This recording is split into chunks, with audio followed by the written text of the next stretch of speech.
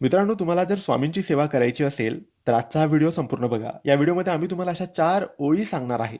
या 4 ओळींचे वाचन तुम्ही जर सकाळी उठून अंघोळ करून स्वामींच्या समोर बसून केल्यात आणि दुसरं काहीच नाही केलं तरी तुम्हाला पूर्ण सेवेचे फळ मिळतील. आणि गुरुचरित्र वाचून जेवढे फळ, जेवढे फायदे होतात तेवढेच फळं आणि तेवढेच फायदे या 4 ओळी वाचून होतील.